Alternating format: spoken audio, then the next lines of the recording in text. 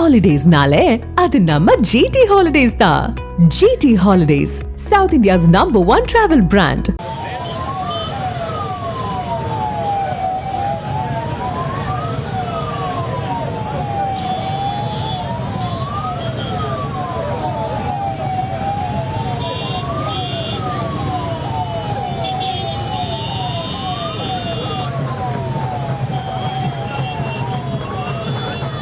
அந்த கொடியை கூட அந்த கொடியை கூட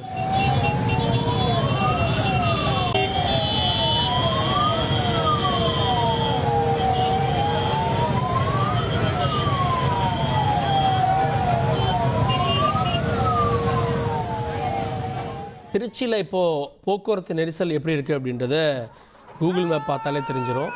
ஏன்னா விமான நிலையத்தில் தொடங்கின இந்த டிராஃபிக் வந்து இன்னும் நீடித்து வருகிறது. இப்போது விமான நிலையத்திலேருந்து அண்ணா சயின்ஸ் சென்டர் வரை தொடர்ச்சியான ஒரு டிராஃபிக் ஜாம் இருக்கிறத பார்க்க முடிகிறது. கிட்டத்தட்ட ஒரு 4 கிலோமீட்டருக்கு இந்த டிராஃபிக் ஜாம் இருக்கும்.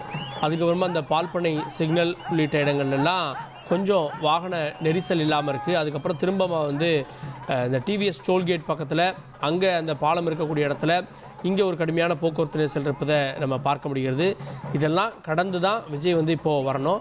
ஏற்கனவே கிட்டத்தட்ட அரை மணி நேரத்தை கடந்து விட்டது. விஜய் வரவேண்டிய இந்த இடத்துக்கு இன்னும் நேரம் இருக்குது அப்படின்றப்போ இன்னும் ஒரு அரை மணி நேரம் கூட ஆகலாம் அப்படின்றாங்க. அதனால் 1 மணி நேர கால தாமதத்தோடு இந்த திட்டமிடுதல் அப்படின்றது, இந்த பிரச்சாரம் அப்படின்றது போயிட்டுருக்கு. திருச்சியில் இந்த விமான நிலையத்திற்கு வெளியில் பார்க்கக்கூடிய காட்சிகள் இது. ஒட்டுமொத்தமாக அந்த சாலையே ஸ்தம்பித்திருக்கக்கூடிய காட்சிகளை பார்க்குறோம்.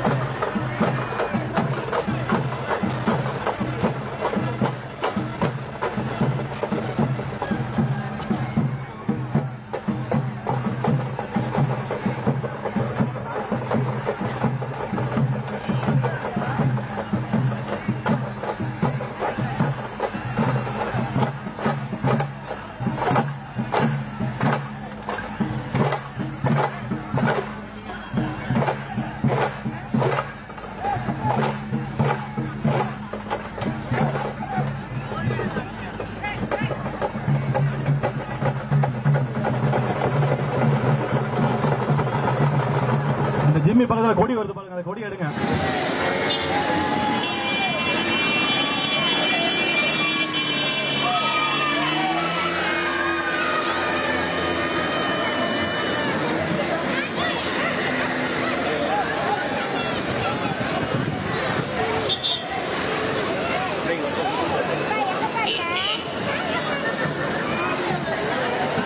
கடுமையான போக்குவரத்து நெரிசலால், தொண்டர்கள் கூட்டத்தால் திணறுகிறது திருச்சி.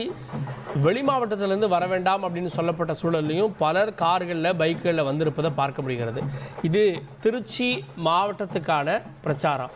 திருச்சி மாவட்டத்தை சேர்ந்தவங்க மட்டும் போதும் அப்படின்னு சொல்லப்பட்டது. ஆனால் பக்கத்தில் இருக்கக்கூடிய மாவட்டங்கள், எல்லா மாவட்டத்தை சேர்ந்தவங்களும் வந்திருக்காங்க. பல மாவட்ட செயலாளர்களும் இது முதல் கூட்டம் அப்படின்றதால மாவட்ட நிர்வாகிகளும் வந்திருக்காங்க அப்படின்றத பார்க்க முடிகிறது. இதே மாதிரி தான் அடுத்தடுத்த பாயிண்ட்டுகள்லையும் கூட்டம் இருக்குமா, இல்லை முதல் நாள் பிரச்சாரம் அப்படின்றதால இந்த கூட்டம் இருக்கா, அடுத்தடுத்து அந்தந்த பாயிண்ட்டுகளில் மட்டும் இருப்பாங்களான்ற கேள்வியும் ஏற்பட்டிருக்கு. இந்த மக்களை சந்திக்கக்கூடிய பயணம் அப்படின்றதுல ஒவ்வொரு அரசியல் கட்சியும் ஒரு அளவுகள் வச்சுருக்காங்க. குறிப்பாக திண்ணை பிரச்சாரம் மாதிரியான பிரச்சாரங்கள் அடிமட்ட அளவில் கிராமந்தோறும் போய் மக்களை சந்திக்கக்கூடிய அளவிலான பிரச்சாரம். அதற்கு அடுத்து ஒன்றிய அளவில் நிர்வாகிகள் போட்டு ஒன்றிய அளவிலான வேலைகளை செஞ்சு கொடுப்பாங்க. அதன் மூலமாக தொண்டர்களை ஈர்ப்பது, வாக்களை பெறுவதுன்றது ஒரு ஸ்ட்ராட்டஜி. தொகுதி வாரியாக தலைவர்கள் குறைந்தபட்சம் தொகுதி வாரியாகவாவது பிரச்சாரத்துக்கு போவாங்க. மாவட்ட அளவிலான பிரச்சாரமாக விஜய் இப்போ இது வடிவமைச்சிருக்காரு. தொகுதி வாரியாக போவாரா, ஒன்றியம்லாம் போவாரான்ற கேள்விகளும் ஏற்பட்டிருக்கு. தொடர்ந்து செய்தியாளர் பாலசுப்ரமணியம் இணைந்திருக்கிறார். பாலசுப்ரமணியம், தற்போதைய நிலை என்ன?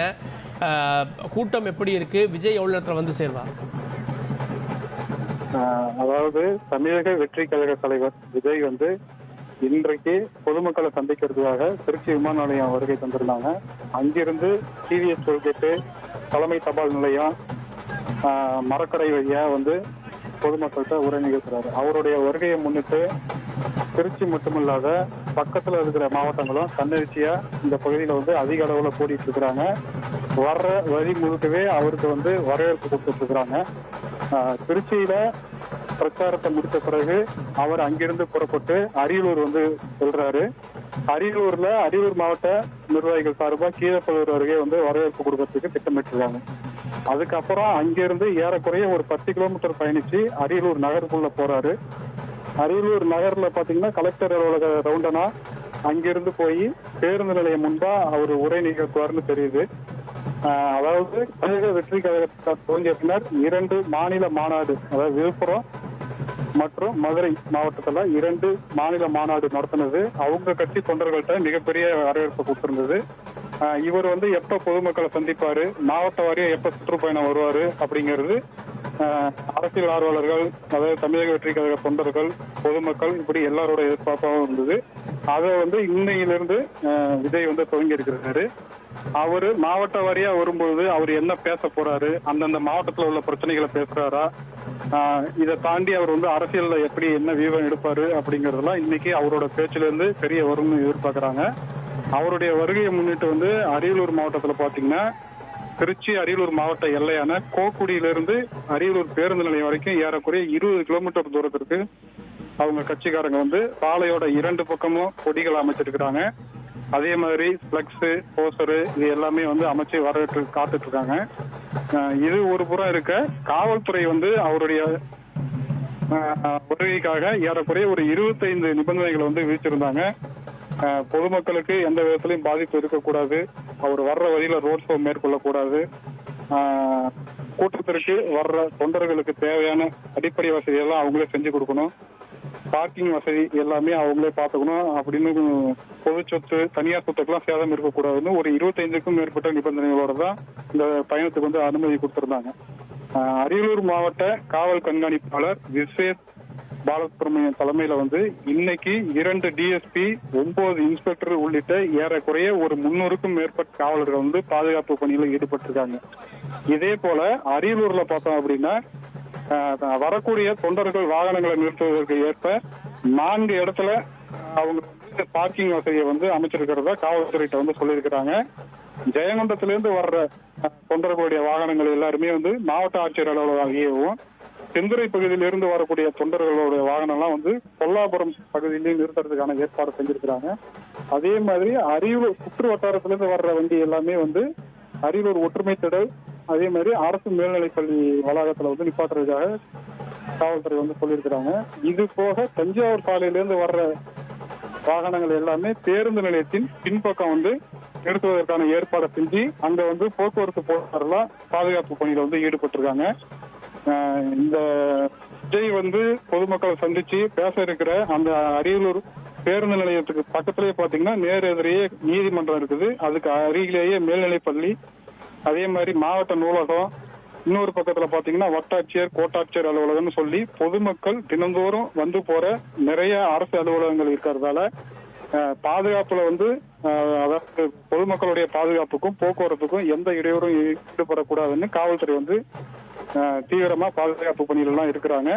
ஒட்டு மொத்தத்துல அவருடைய வருகை என்பதும் அவர் தொண்டர்கள்ட்ட எப்படி பேச போறாரு என்பதும் எல்லாரோட எதிர்பார்ப்பாவும் இருக்குது. கூடுதல் விவரங்களுக்கு நன்றி பாலசுப்ரமணியன். ஹாலிடேஸ்னாலே அது நம்ம GT ஹாலிடேஸ் தான். GT holidays, South India's #1 travel brand.